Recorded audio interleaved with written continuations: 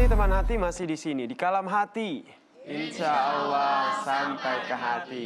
Tadi sudah dijelaskan oleh Kang Rashid bagaimana keutamaan dari zikir untuk menjaga hati kita. Nah, selanjutnya nih Kang, apakah zikir itu ada bermacam-macam penerapannya? Bolehkah kita zikir dengan di dalam hati aja atau dizikir secara lisan atau secara ikhtiar dalam bentuk tindakan? Islam sendiri mengajarkannya seperti apa? Ya, di dalam agama Islam, teman hati rahmati Allah Kak Yasir, bahwa tahapan-tahapannya ada 3 tahapan sebetulnya. Allah menyampaikan dalam satu firman-Nya surat Al-Baqarah ayat 28, Bismillahirrahmanirrahim, ya ayyuhalladzina amanu dkhulu fis-silmi kafah wa la tattabi'u khutuwatis syaitan. Bahwa hendaknya kalian masuk agama Islam tapi secara total, secara utuh dan paripurna. Islam yang total itu ada 3 unsur di dalamnya. Ada unsur Islam, ada unsur iman, ada unsur ihsan. Kalau ketiga unsur ini lengkap, maka sempurna agamanya. Islam itu ilmu yang mempelajari adalah fikih. Kemudian iman, ilmu yang mempelajari adalah tauhid. Ihsan, ilmu yang mempelajari adalah akhlak atau tasawuf. Islam itu learning to know. Iman itu learning to do. Ihsan itu learning to be. Nah, zikir itu ada wilayah ihsan. Di dalam sini. Nah, maka oleh karena itu, punten, bahwa bagaimana Kang para ahli tasawuf, para arifin billah yang mengatur zikir itu, maka ada istilah Islam itu rukunnya ada 5, iman itu rukunnya ada 6, sedangkan ihsan itu rukunnya ada 1. Ketika ini sudah baik, maka baik seluarnya. 3 unsur itu kalau boleh dianalogikan, maaf Kak Yasir, seperti buah jeruk. Seperti buah jeruk. Atau seperti kalau kita mau menikmati freshnya jeruk, ada 3 langkah caranya. Pertama, kupas dulu kulitnya, cangkangnya. Yang kedua, keluarkan isinya. Yang ketiga, cicipin rasanya. Kulit itu Islam, isi itu iman, rasa teh ihsan. Nah, zikir itu diberahi rasa. Maka bagaimana rasa ini diatur? Tidak mungkin saya beli jeruk, tidak ada kulitnya. Basi ya tuh. Kulit harus ada, isi harus ada. Kulit kelihatan? Kelihatan. Isi kelihatan? Kelihatan. Kalau rasa? Nah, itu dia Kang. Ada orang duduk saja diem, dia sedang zikir sebetulnya. Ada orang nyari nafkah untuk keluarga, zikir. Ada orang nulis karya, zikir. Nah, para ahli tasawuf menerjemahkan zikir ada 2 jenis. Pertama ada zikir jahar. Yang kedua ada zikir khafi. Zikir jahar itu zikir yang kedengaran, tegas. Nampak. Contohnya seperti apa Kang? Contoh, la ilaha illallah, la ilaha illallah, jahar.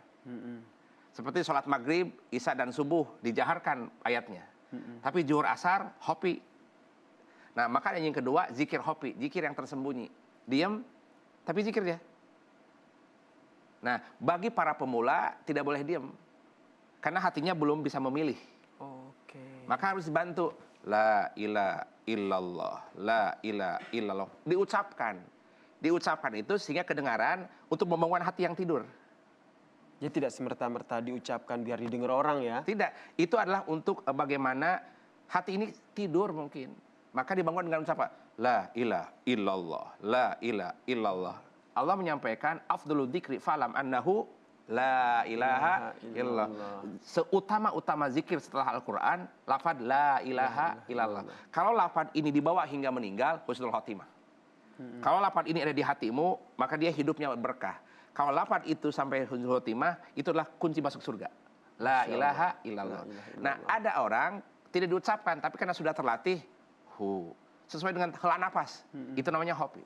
Itu 2 cara yang diajarkan oleh para ulama tasawuf tentang bagaimana zikir jahri yang nampak, zikir hopi yang tersembunyi. Sebaiknya di dalam penerapannya itu bagaimana tahapannya harus dilisankan dulu ya. Itu maka dia suka ada murabbi, ada mursyid, ada pembimbing, ada mentor kalau di kampus mah. Bagi para pemula saya katakan Allah, Allah, Allah. Rasakan ke hati, Allah, Allah. Ingat letak hati ada di dadamu sebelah kiri. La ilaha illallah. Itu rasakan ke dalam tuh. Itu tentram sekali. Tentram. Sebagaimana ketika memasukkan ritme musik, itu kita menjadi gitu ya. Nah, lafaz Allah sama. Allah. Nah, alat zikir banyak. Mata sebagai alat untuk sampai ke hati. Telinga alat untuk sampai ke hati. Ketika melihat gunung yang sejuk, yang ada salju, itu ke hati nyampe. Pandangan adalah alat untuk menyampaikan ke hati, telinga adalah alat untuk menyampaikan ke hati. Maka supaya sampai kedengaran. Maka kenapa kalau takbir Allahu Akbar diucapkan ada tegas untuk membangunkan hati yang tidur?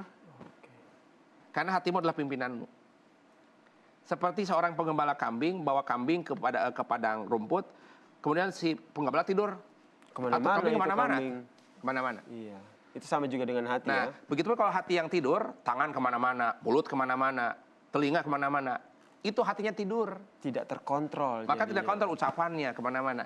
Maka supaya terkontrol tangannya, terkontrol mata dan telinganya, bangunkan penggembalanya. Salah satu cara membangunkan hati dengan berzikir. Bangun dia. Masya Allah, salah satu cara membangunkan hati adalah dengan berzikir ya. Bisa dilisankan atau bisa disebutkan dalam hati ya. Tergantung tingkat keimanan kita ya Kang berarti ya. Kita lihat dulu nih ada artikel yang menarik juga nih terkait dengan bagaimana kita mengisi hati kita dengan zikir. Ini dia artikelnya, teman hati. Nah, bagaimana agar tetap tenang saat berada dalam tekanan. Ini berupaya menjaga ketenangan pikiran di bawah tekanan sangat berhubungan dengan mentalitas. Kita bisa melatih diri agar tetap tenang di dalam tekanan nih teman hati. Memahami situasi, fokus pada hal yang dapat dikontrol. Salah satunya adalah dengan menyalurkan emosi menjadi tindakan yang tertentu yang memang cukup untuk diperlukan. Nah ini semua ini ternyata bisa dilakukan dengan cara kita mengisi hati kita dengan zikir ya. Nanti kita bahas usai jeda ya Kang. Siap. Oke. Teman hati tetaplah bersama kami di sini di Kalam Hati. Insya Allah, Insya Allah sampai ke hati.